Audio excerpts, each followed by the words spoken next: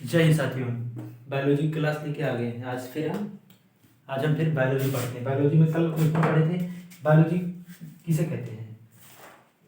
Biology में शुरू में जीव विज्ञान को हम जंतु में रखे जाते हैं, लेकिन शुरू में जीव विज्ञान को हम जंतु में रखते हैं। लेकिन धीरे धीरे कुछ समय बाद भारतीय वैज्ञानिक जगदीश चंद्र बसु ने कैस्कोग्राफ मशीन की खोज की। कैस्कोग्राफ मशीन खोज के द्वारा पेड़ पौधों को जीवित घोषित किया। उसके बाद बायोलॉजी में हम कल पढ़े थे। बायोलॉजी में दो टॉपिक होते हैं, जूलॉजी एक बॉटनी होते हैं। बायोलॉजी में दो topic, zoology and botany. Zoology को हम जंतु विज्ञान कहते हैं, बॉटनी को हम वनस्पति विज्ञान कहते हैं। बॉटनी के जनक हम थियोफ्रेस्टस को कहते हैं। बॉटनी के जनक थियोफ्रेस्टस को कहते हैं।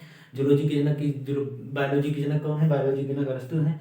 शुरू में जूलॉजी को ही बायोलॉजी माना जाता है, इसलिए जूलॉजी के जनक भी अरस्तु हैं। जीव विज्ञान जंतु में सबसे पहले कल कोशिका देखी। कोशिका सबसे पहले कोशिका हमारे शरीर की सबसे छोटी इकाई है। कोशिका हमारे शरीर की सबसे छोटी इकाई है। सबसे छोटी इकाई कोशिका हमारे शरीर की सबसे छोटी इकाई है। कोशिका को बायोलॉजी टर्म में साइटो कहते हैं, इसलिए कोशिका का अध्ययन क्या कहलाता है? साइटोलॉजी कहलाता है। कोशिका का अध्ययन साइटोलॉजी कहलाता है। कोशिका की खोज किसने की थी? रॉबर्ट हुक ने की थी। मृत कोशिका की खोज जीवित कोशिका की खोज किसने की थी? एंटोनी वैन ल्यूवेनहॉक ने की थी। जीवित कोशिका की खोज एंटोनी वैन ल्यूवेनहॉक ने की थी। फिर कोशिका सिद्धांत स्लाइडेनसॉन ने दिया था। कोशिका सिद्धांत स्लाइडेनसॉन ने दिया था। स्लाइडेनसॉन का कहना था कि कोशिका जो है हमारे पूरे शरीर कोशिकाओं से मिलकर बना है। और जैसे कोशिका स्लाइडेनसॉन का कहना था कि कोशिका से उत्तक से अंग से शरीर स्लाइडेनसॉन का कहना था कि सबसे पहले कोशिका से उत्तक से अंग से शरीर। कोशिका सिद्धांत किसने दिया था? स्लाइडेनसॉन ने दिया था। कोशिका सिद्धांत किसने दिया था? स्लाइडेनसॉन ने दिया। सबसे बड़ी कोशिका शुतुरमुर्ग के अंडे की। सबसे बड़ी कोशिका क्या थी? शुतुरमुर्ग के अंडे की थी। सबसे छोटी कोशिका माइकोप्लाज्मा की थी। विश्व में सबसे बड़ी कोशिका शुतुरमुर्ग के अंडा थी, और विश्व में सबसे छोटी कोशिका माइकोप्लाज्मा थी। इसमें सबसे छोटी कोशिका माइकोप्लाज्मा थी। मानव में सबसे बड़ी कोशिका ओवम थी। मानव में सबसे बड़ी कोशिका ओवम थी। पुरुष में मानव में सबसे छोटी कोशिका स्पर्म, फीमेल में स्पर्म होता है। मानव सबसे लंबी कोशिका ब्रेन की होती है।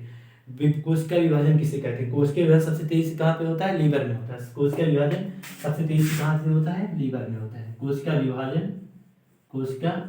विभाजन सबसे तेजी से कहाँ से होता है? लीवर में होता है।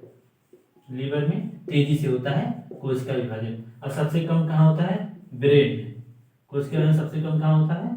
ब्रेन में होता है। ब्रेन मतलब दिमाग में होता है। सबसे कम कोशिका विभाजन कहाँ होता है? ब्रेन में होता है। कोशिका क्या हम देखे थे, ये सब हम कल पढ़ चुके थे ना टॉपिक। भाई कोशिका के अंग, एक कोशिका क्या है? इसमें कोशिका में माइटोकॉन्ड्रिया पाया जाता था, गाल्गी बॉडी, वेक्यूल्स, सेंट्रोसोम पाया जाता है, एंडोप्लाज्म रेटिकुलम पाया जाता है, राइबोसोम पाया जाता है, न्यूक्लियस पाया जाता है। उसके बाद क्या पढ़े थे? कोशिका के अंदर सारे अंग पाए जाते हैं, जैसे mitochondria, Golgi body, vacuoles, centrosome, endoplasm reticulum, ribosome, nucleus पाया जाता है। न्यूक्लियस प्लाज्मा, इसे कोशिका क्या कहते हैं? कोशिका झिल्ली कहते हैं। इसे कोशिका झिल्ली किसकी बनी होती है? प्रोटीन की बनी होती है। पेड़ पौधे की बाहरी परत पाए जाते हैं, जिसे सेल वॉल कहते हैं। ये पेड़ पौधे की बाहरी परत पाए जाते हैं, जिसे पेड़ पौधों को एक्स्ट्रा सुरक्षा जो देते हैं उन्हें सेल वॉल कहते हैं। सेल वॉल किससे बनी होती है? सेल वॉल सेल्यूलोज की बनी होती है। सेल वॉल किससे बनी होती है? सेल वॉल सेल्यूलोज की बनी होती है। आइए हम आज पढ़ते हैं कोशिका के अंग में सबसे पहले हम माइटोकॉन्ड्रिया देखते हैं। कोशिका के अंग में सबसे पहले हम माइटोकॉन्ड्रिया देखते हैं। कोशिका के अंग में सबसे पहले हम माइटोकॉन्ड्रिया क्या है? माइटोकॉन्ड्रिया कोशिका के अंदर एक छोटा सा अंग है। कोशिका के अंदर हम माइटोकॉन्ड्रिया देखते हैं। माइटोकॉन्ड्रिया को देखते हैं।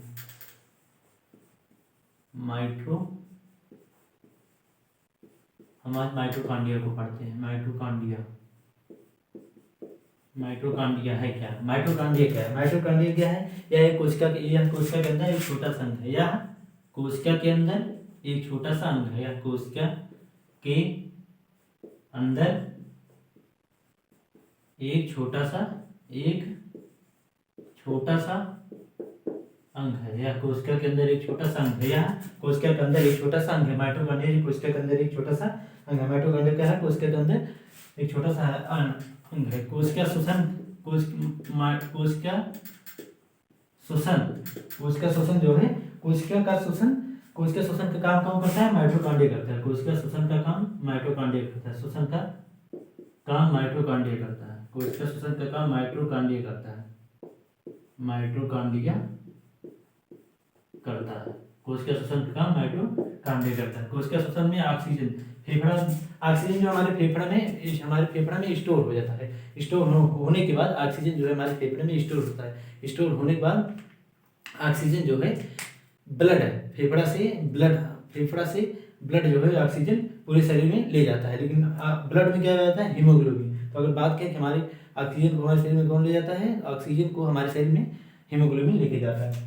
माइटोकॉन्ड्रिया में माइटोकॉन्ड्रिया में ऑक्सीजन पाया जाता है। ऑक्सीजन जो है क्रेब्स साइकिल चलाता है। ऑक्सीजन जो है क्रेब्स साइकिल चलाता है। ऑक्सीजन क्रेब्स साइकिल के फलस्वरूप 38 एटीपी का निर्माण होता है। 38 एटीपी का निर्माण होता है। क्रेब्स साइकिल के फलस्वरूप 38 एटीपी का निर्माण होता है। 38 एटीपी मिलकर एक ग्लूकोज का निर्माण करते हैं। 38 एटीपी मिलकर ग्लूकोज बनाते हैं। एटीपी का फुल फॉर्म क्या होता है, एडेनोसिन ट्राइफॉस्फेट। एडेनोसिन ट्राइफॉस्फेट होता है। एडेनोसिन ट्राइफॉस्फेट होता है। कोशिका को ऊर्जा गृह किसे कहते हैं, माइटोकॉन्ड्रिया को कोशिका का ऊर्जा गृह कहते हैं। माइटोकॉन्ड्रिया को कोशिका का ऊर्जा गृह कहते हैं। ऊर्जा गृह कहते हैं। माइटोकॉन्ड्रिया कोशिका का ऊर्जा गृह माइटोकॉन्ड्रिया। कोशिका का ऊर्जा गृह माइटोकॉन्ड्रिया। कोशिका का ऊर्जा गृह क्या है, माइटोकॉन्ड्रिया है। और माइटोकॉन्ड्रिया को ऑक्सीजन चाहिए। माइटोकॉन्ड्रिया की खोज किसने की थी, अल्टमैन ने की थी। माइटोकॉन्ड्रिया की खोज अल्टमैन ने की थी। माइटोकॉन्ड्रिया की खोज अल्टमैन ने की थी। माइटोकॉन्ड्रिया की खोज अल्टमैन ने की थी।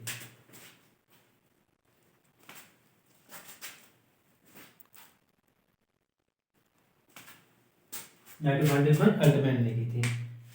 आइए इसको कर लेते हैं, एक बार देखते हैं आगे माइटोकॉन्ड्रिया के बाद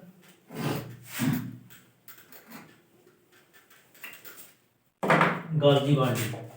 गोल्जी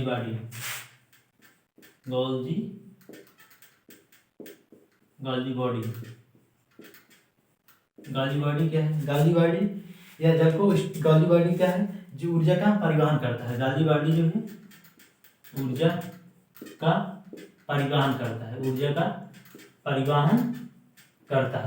का परिवहन मतलब गोल्जी बॉडी जो है ऊर्जा का परिवहन करता है। जिससे हमारी पूरे शरीर की ऊर्जा हमारे जीभ तक पहुंचाई जाए, पूरी शरीर की ऊर्जा हमारे मुंह तक पहुंचे, जिससे हम बोल रहे हैं। इसे ऊर्जा का परिवहन कौन करता है, माइटोकॉन्ड्रिया का। ऊर्जा का परिवहन कौन करता है, गोल्जी बॉडी करता है। हमारे पूरे शरीर जिसे कोई दौड़ता है उसकी सारी ऊर्जा कहाँ है, पैर में आ गई। सारी शरीर की ऊर्जा पैर में पहुंच जाती है। ऊर्जा का परिवहन कौन करता है, गोल्जी बॉडी करता है। और गोल्जी बॉडी की खोज किसने की थी, कैमिलो गोल्जी ने की थी। कैमिलो गोल्जी ने की थी। कैमिलो गोल्जी ने की थी। गोल्जी बॉडी की खोज कैमिलो गोल्जी ने की थी। आगे देखिए वैक्यूलस देखते हैं। वैक्यूलस मतलब रसधानी देखते हैं। वैक्यूल्स मतलब रसधानी। वैक्यूल्स मतलब क्या है, रसधानी भी कहते हैं, इसे रसधानी कहते हैं। वैक्यूल्स मतलब रसधानी कहते हैं। वैक्यूल्स मतलब क्या है, रसधानी। रसधानी क्या है, जल को स्टोर करता है। जल को स्टोर करने की क्षमता रखता है। जल को स्टोर करता है कौन, रसधानी जो है जल को स्टोर करता है। रसधानी जल को स्टोर करता है। रसधानी जो है जल को स्टोर करता है। जंतुओं में छोटा होता है। रसधानी जो है जंतुओं में छोटा होता है। जंतुओं में छोटा होता है, किंतु पादपों में बहुत बड़ा होता है। पादपों में बड़ा होता है। रसधानी जो है पादपों में बड़ा होता है। रसधानी पादपों में बड़ा होता है। रसधानी जो है पादपों में बड़ा होता है, जंतुओं में छोटा है। रसधानी क्या है, जल को स्टोर करता है। इसमें 65% हमारे शरीर में 65% जल पाया जाता है। मतलब रसधानी में 65% जल स्टोर रहता है। 65% जल स्टोर रहता है। 1% कमी का हमें प्यास लग जाती है। 1% अगर कमी आ जाए तो प्यास लग जाती है। 10% अगर पानी की कमी हो गई तो मनुष्य मर सकता है, मर जाते हैं, मानव मर जाते हैं, 10% पानी की कमी पड़ जाती है। आइए हम देखते हैं माइटोकॉन्ड्रिया में गाल्गी हो गया, रेटिकुलस हो गया। अब आज देखिए सेंट्रोसोम किसे कहते हैं, सेंट्रोसोम। सेंट्रोसोम क्या है, सेंट्रोसोम, सेंट्रोसोम, सेंट्रोसोम क्या है, सेंट्रोसोम, सेंट्रोसोम ये कोशिका विभाजन करता है। विभाजन का मतलब ये नहीं होता है कि नया निर्माण। जैसे आप देखिए कोशिका है, ए टूटा, ए टूट के एक अलग कोशिका, ए टूट के एक कोशिका इसमें ए टूटा, एक कोशिका ये बन गया और एक ये अलग बन गया, इसे मिलके एक और कोशिका का निर्माण हो गया। ऐसे होता है माइटोकॉन्ड्रिया का मतलब यही होता है। जैसे एक कोशिका है, एक कोशिका टूटी, एक कोशिका टूटी, एक इसमें एक हो गई अलग, फिर यही दोनों मिलके एक नई कोशिका का निर्माण हो गया, कोशिका विभाजन हो गया। सेंट्रोसोम क्या है, कोशिका विभाजन का काम कौन करता है, सेंट्रोसोम करता है। सेंट्रोसोम कोशिका विभाजन करता है, सेंट्रोसोम जो है कोशिका विभाजन करता है, कोशिका विभाजन सेंट्रोसोम करता है, विभाजन सेंट्रोसोम जो है कोशिका विभाजन करता है, कोशिका विभाजन सेंट्रोसोम करता है, कोशिका विभाजन सेंट्रोसोम करता है। सबसे तेजी से कोशिका विभाजन कहाँ पे होता है, लीवर में होता है, लीवर में सबसे तेजी से होता है, लीवर में तेजी से होता है कोशिका विभाजन, लीवर में तेजी से होता है।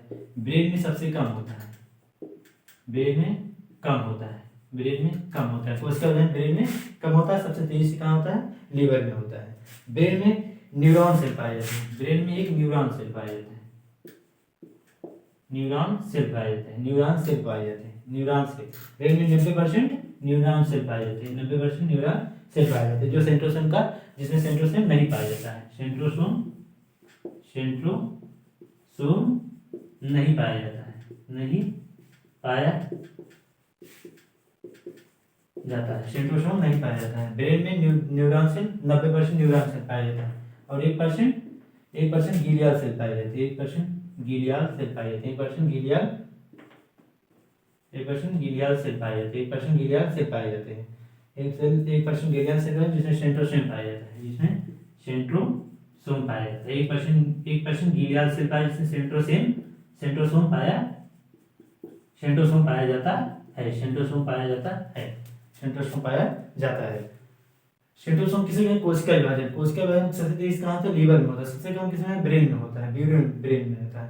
ब्रेन में न्यूरॉन सेल पाए जाते हैं, न्यूरॉन सेल 90% होता है, 90% न्यूरॉन सेल होता है, इसमें सेंट्रोसोम नहीं पाता। ब्रेन में 90% न्यूरॉन सेल होता है, इसमें सेंट्रोसोम नहीं पाता। 1% ग्लियल सेल होता है जिसमें सेंट्रोसोम पाया जाता है। अब आइए देखते हैं आगे, सेंट्रोसोम हो गया। अब एंडोप्लाज्मिक रेटिकुलम, एंडोप्लाज्मिक रेटिकुलम अंतः प्रदत्त जलिका,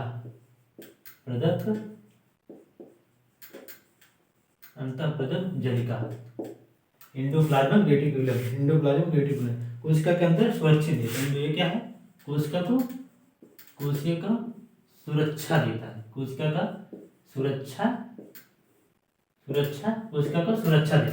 का सुरक्षा देता है। ये आंतरिक कंकाल होता है, अंदर कंकाल होता है, आंतरिक कंकाल कहते हैं, कोशिका का आंतरिक कंकाल कहते हैं, कोशिका का आंतरिक कंकाल किसे कहते हैं, एंडोप्लाज्मिक रेटिकुलम। आज के लिए इतना ही, जय हिंद साथियों, अगली क्लास आपको कल मिलेगी।